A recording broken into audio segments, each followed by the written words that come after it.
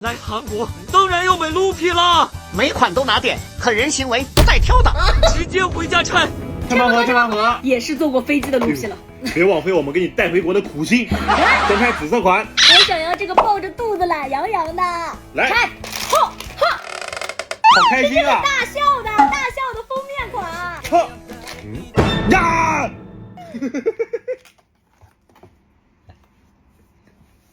真丑啊！比上次拆出的地中海还丑。